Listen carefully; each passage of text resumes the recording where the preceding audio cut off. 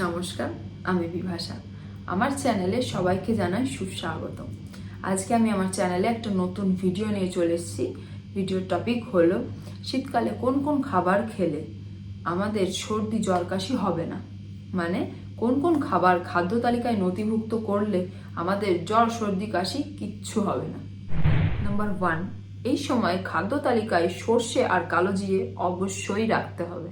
Number 2, সর্ষের তেল দিয়ে আলু ভর্তা আর টমেটো দিয়ে বিভিন্ন রকমের খাবার বানানো যেতে পারে, কারণ এটি সর্দি কাশি উপশমের জন্য কার্যকরী।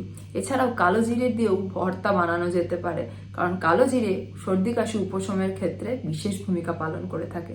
নাম্বার 3, সর্ষের শাক, সর্ষের ভর্তা বেশ উপকারী। এটি ফুসফুসকে স্বাভাবিকভাবে কাজ করতে সাহায্য করে। এছাড়াও সর্ষেকে বিভিন্নভাবে খাদ্য তালিকায় যদি নথিভুক্ত করা যায়, তাহলে নাক বন্ধের সমস্যা থেকে সহজেই মুক্তি পাওয়া যায়। নাম্বার 4, নাক ও ফুসফুসের সংক্রমণ থেকে মুক্তি দেয় ভিটামিন এ এবং ভিটামিন সি, যেটা আমরা মিষ্টি আলু আর মিষ্টি কুমড়োর বীজ থেকে পেয়ে থাকি। তাই সর্দি কাশি থেকে মুক্তির একটা সুযোগ তৈরি করে দেয় মিষ্টি কুমড়োর বীজ এবং মিষ্টি আলু। নাম্বার 5, রসুন। রসুন হলো অ্যান্টিঅক্সিডেন্ট সমৃদ্ধ।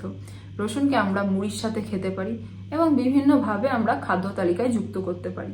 তবে একটা জিনিস মাথায় রাখতে হবে, সেটা হলো গরম তেলের ওপর রসুন দিয়ে সেই খাবারটা খাওয়া যাবে না, কারণ শীতকালে পেট গরমের সমস্যা প্রায়ই হয়ে থাকে, আর গরম তেলে রসুন দিলে সেই খাবারটাও আমাদের পেট গরমের একটা কারণ হিসেবে কাজ করে।